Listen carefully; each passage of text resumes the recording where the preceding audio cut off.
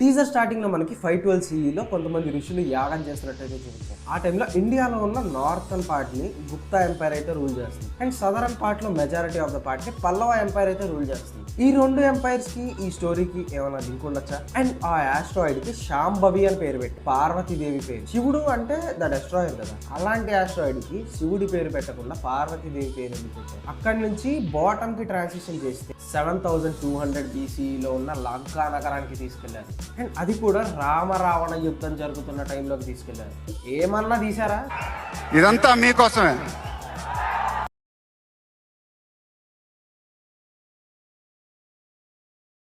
Hello darlings, welcome back to my channel. ఈ రోజు నేను మరొక సరికొత్త వీడియోతో మీ ముందుకు అయితే వచ్చాను.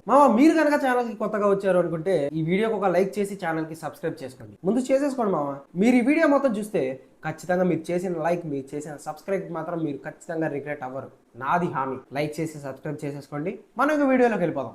SSMB 29 కాస్త వారణాసిగా రూపాంతరం చెంది మనకైతే 3 minutes 40 seconds టీజర్ అయితే వచ్చింది.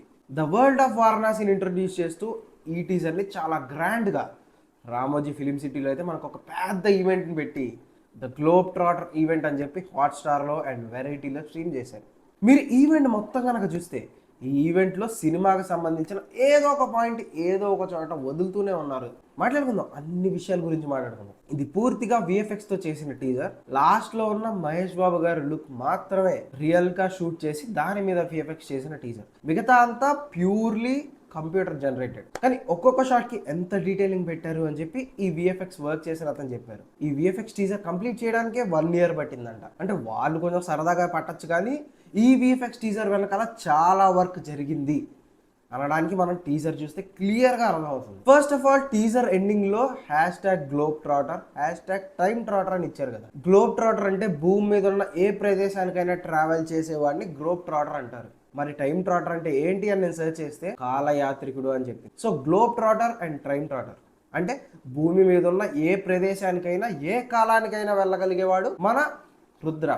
అసలు కాలాన్ని శాసించేవాడు ఎవరు? శివుడు. శివుడి అంశే రుద్ర. శివుని భార్య ఎవరు? పార్వతీదేవి, గంగాదేవి. ప్రియాంక చోప్రా గారి పేరేం చెప్పారు? మందాకిని. మందాకిని అంటే ఏంటి?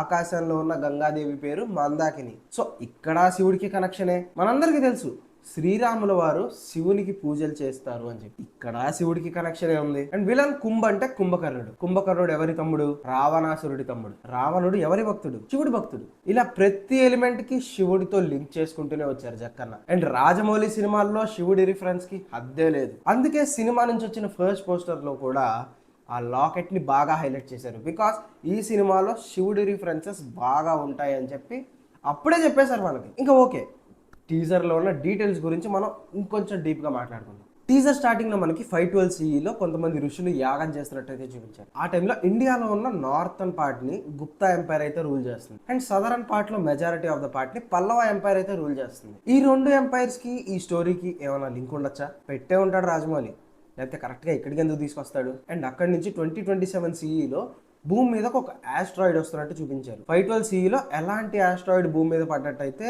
రిఫరెన్సెస్ లేవు. సో 2027లో ఆస్ట్రాయిడ్ భూమిని తాకుతుంది అన్నట్టే చూపించారు. అండ్ ఆ ఆస్ట్రాయిడ్కి శాంభవి అని పేరు పెట్టారు. శాంభవి అంటే పార్వతీదేవి పేరు. శివుడు అంటే ద డెస్ట్రాయర్ కదా. ఆస్ట్రాయిడ్ అనేది భూమిని ధ్వంసం చేస్తుంది. మరి అలాంటి ఆస్ట్రాయిడ్కి శివుడి పేరు పెట్టకుండా పార్వతీదేవి పేరు ఎందుకు పెట్టారు? మేబీ పార్వతీదేవి శివుడిలో సగభాగం కాబట్టి శివుడి పేరు పెట్టకుండా పార్వతీదేవి పెట్టారా? అయి ఉండొచ్చు. అండ్ అక్కడి నుంచి అంటార్క్టికాలో ఉన్న రాస్ ఐస్ షెల్ఫ్ అనే ప్లేస్కి మనకి ట్రాన్సిషన్ అవుతుంది. ఈ రాస్ ఐస్ షెల్ఫ్ అనేది అంటార్క్టికాలో ఉన్న బిగ్గెస్ట్ ఫ్లోటింగ్ ఐస్ షెల్ఫ్ అంట.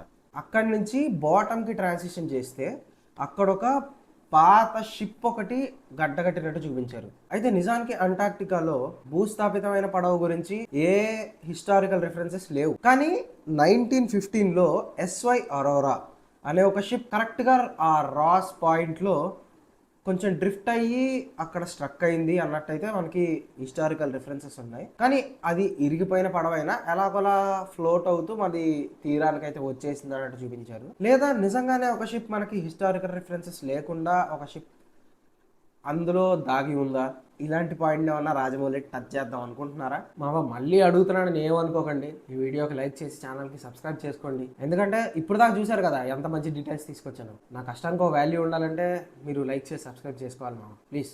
ఓకే, మళ్ళీ టాపిక్లోకి వస్తే, అక్కడి నుంచి ఆఫ్రికాలో ఉన్న అంబోసెలి వైల్డ్నెస్, పేరు కరెక్ట్గా పలికానో లేదో నాకు తెలీదు, ఆ ప్లేస్కి తీసుకెళ్తారు. అక్కడ చాలా వైల్డ్ లైఫ్ని చూపించారు. అండ్ మనకి సంచారి టైంలో మహేష్ బాబు గారి బ్యాక్ షాట్ ఒకటి ఉంది కదా, పక్కన బ్యాక్ ప్యాక్ ఉండి టెలిస్కోప్ ఉండి, అది ఈ ప్లేస్లో షూట్ చేసిందే అనిపిస్తుంది. అండ్ అక్కడి నుంచి ఒక సముద్రం లాంటి ప్లేస్లో ఈ క్రీచర్స్ ఏవో వానరం లాంటి ఒక క్రీచర్ని భయపెట్టడానికి ట్రై చేస్తున్నట్టు చూపించారు. ఖచ్చితంగా ఇవి మన కాలంలో అయితే కాదు, ముందు కాలంలో ఉన్న క్రీచర్స్ లాగే కనిపిస్తున్నాయి. ఓకే, అక్కడి నుంచి ఉగ్రబత్తి కేవ్ అని ఒకటి చూపించారు. ఇక్కడ కనిపిస్తున్న దేవి మూర్తి ఉంది కదా, ఆమె పేరు చిన్మస్తా దేవి అంట. ఈ దేవిని పర్టికులర్ గా తాంత్రిక పూజలు చేసే వాళ్ళు పూజిస్తారంట. మనకి దశమహావిద్యలు అని ఉంటాయి, అందులో 6వదే ఈ చిన్మస్తా దేవి అంట. చిన్మస్తా అనే పేరుకి మీనింగ్ ఏంటి అంటే, చిన్ అంటే తెగిన, మస్తకము అంటే తల, అంటే తెగిన తలని పట్టుకున్న అమ్మవారు కాబట్టే ఈమెకి చిన్మస్తాదేవి అనే పేరు వచ్చిందంట. అండ్ ఈ షాట్ నుంచి ద మోస్ట్ ఎక్సైటింగ్ షాట్, ఈ 3 minutes 40 seconds టీజర్ లో 100% వర్త్ షాట్ ఏదైనా ఉందంటే లంకా నగరానికి తీసుకెళ్లిన షాట్. 7200 BCEలో ఉన్న లంకా నగరానికి తీసుకెళ్లారు. అండ్ అది కూడా రామరావణ యుద్ధం జరుగుతున్న టైంలోకి తీసుకెళ్లారు. అసలు జక్కన్నకి ఈ ఐడియా ఎలా వచ్చింది? ఓకే, సంజీవని, రామాయణం, ఈ లింక్ అంతా ఓకే, కానీ ఈ పర్టికులర్ షాట్ని ఇలా తీయాలి అన్న ఐడియా ఎలా వచ్చింది జక్కన్న? నేనైతే ఆస్ట్రక్ అసలు ఈ షాట్కి. ఇదంతా విఎఫ్ఎక్స్లోనే చేశారు, రియాలిటీ ఏదీ లేదు అని తెలిసినా కూడా అసలు ఈ షాట్లో ఉన్న గ్రాండియర్కి, ఈ షాట్లో ఉన్న మాస్ ఎలివేషన్కి, అసలు హనుమంతుడు, కుంభకర్ణుడు, శ్రీరాముడు, వానరులు, ఇవన్నీ చూసినప్పుడు అబ్బా అబ్బా అబ్బా అబ్బా అబ్బా నాకైతే మాటలు రాలేదు. అసలు దీన్ని ఎలా వర్ణించాలంటానికి కూడా మాటలు రావట్లేదు నాకు. కానీ ఈ షాట్ చూసినప్పుడు ఎంత హ్యాపీనెస్ వచ్చిందో అంత సాడ్నెస్ కూడా వచ్చింది నాకు. హ్యాపీనెస్ ఎందుకంటే మన రాజమౌళి డైరెక్షన్లో రాములు వారి కథలో ఉన్న ఒక భాగాన్ని గ్రాండియర్గా మనం అయితే బిగ్ స్క్రీన్లో చూడబోతున్నాం అనే ఒక ఆనందం అయితే వచ్చింది. మరి బాధ ఎందుకు వచ్చింది అంటే, బోండమ్మ వల్లే. అన్నీ బాగుంటే మా ప్రభాస్కి ఇలాంటి ఒక షాట్ పడేది కదా. రామాయణం అంటే ఇంత గ్రాండియర్గా చూపించాలి. అసలు గ్రాండియర్ కూడా కాదు, ఆ షాట్లోనే ఎంత డివినిటీ ఉందో చూడండి. మరి బోండంగాడు తీశాడు, రామాయణం అనే పదానికి అవమానంగా తీశాడు. అసలు ఈ షాట్ చూస్తున్నప్పుడల్లా బోండమ్మ గనక మా పక్కనుంటే మా ప్రభాస్ ఫ్యాన్స్ ఫీలింగ్ ఇదే ఉంటుంది. అరే సార్, నిన్నెవడైనా టీ తాగించి మరీ కొట్టాడ్రా? కూర్చో. ఎవడైనా నిన్ను పక్క నుంచి తంతుంటే బొమ్మలేయటం ప్రాక్టీస్ చేసావా? I never tried. ఆ I never tried. ఇప్పుడు నాకు ఒక విషయం అర్థమైందిరా. నిన్ను ఎంత ఎక్కువగా టార్చర్ చేస్తే అంత అందంగా బొమ్మలేయగలవు. అది ఇప్పుడు ట్రై చేద్దాం. టీ తాగు, టీ తాగు, టీ తాగు. ఓకే, ఇదంతా చూసిన తర్వాత రాజమౌళి ఈ స్కేల్ని చూపించడానికే ఇన్నాళ్ళు కష్టపడ్డాడు అనిపించింది. కానీ ఇక్కడతో ఈ టీజర్లో ఈ డీటెయిలింగ్ అయితే అయిపోలేదు. ప్రతి ఒక్క షాట్లో మనకి మహేష్ బాబు, ప్రియాంక చోప్రా, పృథ్వీరాజ్, ప్రతి ఒక్క షాట్లో వీళ్ళ ముగ్గురులో ఒకళ్ళు కానీ, ఇద్దరు కానీ, ముగ్గురు కానీ కనిపిస్తారు. అండ్ ఆ తోక మీద రథం వెళ్తుంది కదా, మనం కొంచెం జూమ్ చేసి గమనిస్తే ఆ రథాన్ని తోలుతున్నది మహేష్ బాబు గారు. అండ్ వెనకాల మనకి కుంభ కూడా కనిపిస్తారు. అండ్ మహేష్ బాబు గారు ఇక్కడ ఒక చోటే కాదు, ఆ వానరులు ఎత్తిన శ్రీరాములు వారు ఉన్నారు కదా, ఆ శ్రీరాముల వారి రూపంలో ఉన్నది కూడా మహేష్ బాబు గారే. ఈ సినిమా మొదలు పెట్టినప్పుడు కూడా రామాయణంలో ఒక ముఖ్యమైన ఘట్టాన్ని తీస్తానని నేను అనుకోలేదు. ద ఫస్ట్ డే మహేష్ ని రాముడి వేషం వేసి తీసుకొచ్చి ఫోటో షూట్ చేస్తుంటే ఐ హ్యాడ్ గూస్ బంప్స్. ఆ ఫస్ట్ ఫోటోని నా బాల్ పేపర్ కింద పెట్టుకుని మళ్ళీ పొరపాటున ఎవరన్నా చూసేస్తారేమో అని చెప్పి తీసాను. అది అసలు ఏమన్నా తీసారా? ఇప్పుడు మనం ఈ టీజర్లో ఉన్న ఈ టైమ్ లైన్స్ని మ్యాచ్ చేయడానికి ట్రై చేద్దాం. ఇది జస్ట్ నా ఒపీనియన్ మాత్రమే. నేను రాజమౌళి అంత తెలివైన వాడినైతే కాదు, జస్ట్ ఇది నాలో ఉన్న షర్లాక్ సంపత్తిని వాడి కొంచెం ఏదో ట్రై చేస్తున్నాను. నచ్చితే కనుక ఈ వీడియోకి లైక్ చేయండి. 2027 CEలో మనకి భూమి మీదకి ఆస్ట్రాయిడ్ అయితే హిట్ చేస్తుందన్నట్టు చెప్తున్నారు కదా. సో ఆ ఆస్ట్రాయిడ్ హిట్ చేస్తే చాలా జన నష్టం జరుగుతుంది. సో ఆ ప్రాణ నష్టం నుంచి కాపాడడానికి రామాయణం టైంలో ఉన్న సంజీవని మొక్క గురించి రుద్ర క్యారెక్టర్ అయితే ప్రయత్నిస్తుందా, ఈ ఆస్ట్రాయిడ్ని ఆపడానికి ఒక ప్రాజెక్ట్ లాగా అయితే స్టార్ట్ చేసి ఉండొచ్చు. అండ్ ఆ ప్రాజెక్ట్ కోసం మన గ్లోబ్ ట్రాటర్ అయిన రుద్రానైతే వీళ్ళు రిక్రూట్ చేసుకొని ఉండొచ్చు. ఆ మిషన్ కోసమే మన మహేష్ బాబు గారు అయితే 512 CE లో ఉన్న ఆ కాలానికి వెళ్ళి ఉండొచ్చు. ఎందుకంటే మేబీ ఈ సంజీవని మొక్క గురించి ఆ 512 CE లో ఏమన్నా ఇన్స్క్రిప్షన్స్ ఏమైనా ఉండుండొచ్చు, వాటి కోసం ఏమన్నా మహేష్ బాబు గారు ఆ కాలానికి వెళ్ళి ఉండొచ్చు. అండ్ మనకి ఆఫ్రికాలో ఉన్న వైల్డ్నెస్ చూపించారు కదా, అక్కడికి ఎందుకు వెళ్ళి ఉండొచ్చు అంటే మనకి కుంభా ఫస్ట్ లుక్లో మన కుంభ ఆఫ్రికాలో ఉన్నట్టు చూపించారు. అండ్ వెనకాల వాటర్ సోర్స్ ఉన్న ప్లాంట్స్ని చూపించారు కదా, మేబీ రుద్రాతో పాటు కుంభ కూడా ఈ సంజీవని గురించి రీసెర్చ్ చేసి ఉండొచ్చు. సో ఇండియాలో ఉన్న రకరకాల ప్లాంట్స్ మీద రీసెర్చ్ చేసి ఉండొచ్చు. దాని ప్రకారం ఇక్కడ ఉన్న ఈ బోబా ప్లాంట్స్ మీద కూడా రీసెర్చ్ చేసి ఉండొచ్చు. నేను వాటర్ క్రైసిస్ మీద ఉండొచ్చు అనుకుంటున్నాను కదా, కానీ ఈ ఎక్స్ట్రాక్షన్ వల్ల అయితే వాటర్ క్రైసిస్ అయితే వస్తుంది. దానితో పాటు భూమికి లైఫ్ క్రైసిస్ కూడా ఉంది.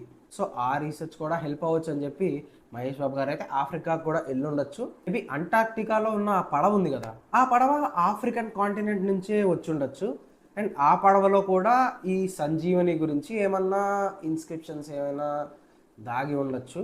ఆ పడవలో ఉన్న ఇన్స్క్రిప్షన్స్ని తీసుకొని మన రుద్ర అయితే ఆ ఉగ్రపతి కేవ్లోకి అయితే వెళ్తారు. అండ్ అక్కడ ఆల్రెడీ మనకి కుంభ పూజ చేస్తున్నట్టు చూపిస్తారు కదా, ఈ ఇన్స్క్రిప్షన్ ని తీసుకొని రుద్ర అండ్ కుంభ వీళ్ళందరూ కలిసి రామాయణ కాలానికి అయితే వెళ్ళుండొచ్చు. రుద్ర అండ్ కుంభ వీళ్ళిద్దరు కలిసి ఎందుకు పనిచేస్తున్నారు అంటే, నాకు తెలిసి మనోడు హ్యాండిక్యాప్డ్ కాబట్టి మన కుంభని ఫస్ట్ నుంచి ఈ ప్రపంచాన్ని కాపాడాలి అన్న మోటివేషన్ తో ఉన్నట్టు చూపిస్తారు అనుకుంటున్నాను. అండ్ ఈయన సంస్థనే ఈ రీసెర్చ్ కి హెల్ప్ చేస్తూ ఉండొచ్చు. అండ్ ప్రియాంక చోప్రా కూడా ఈయన సంస్థలో ఎంప్లాయే.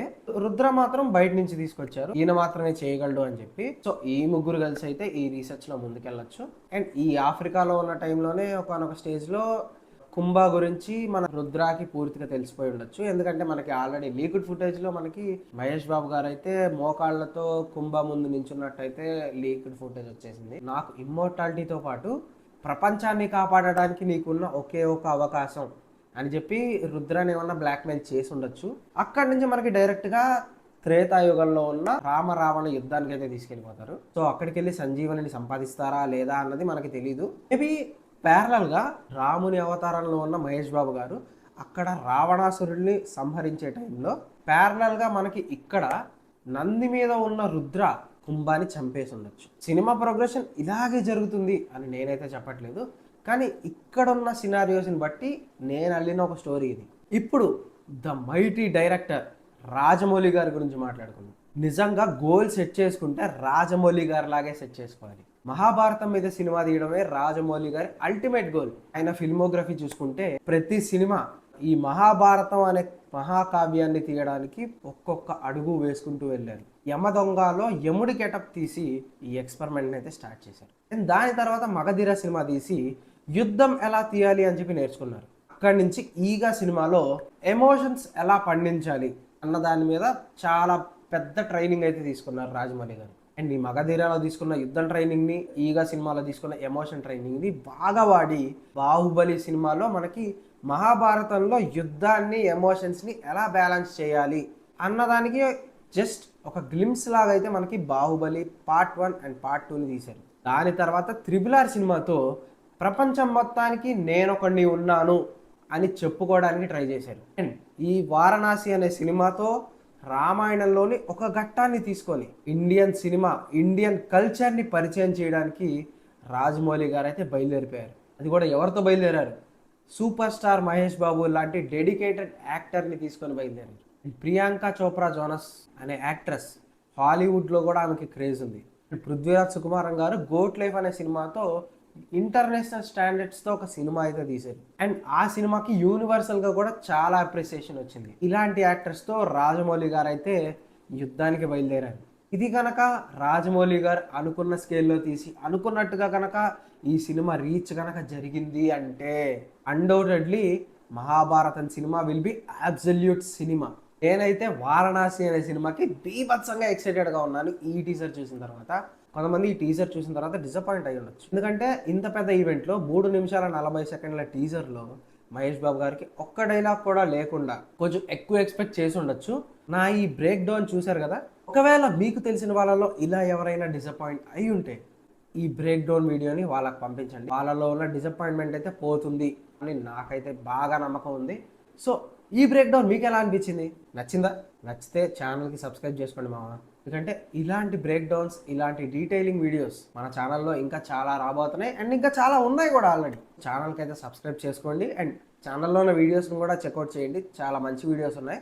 మరొక మంచి వీడియోతో మళ్ళీ మిమ్మల్ని కలుస్తాను. అంతవరకు బాయ్.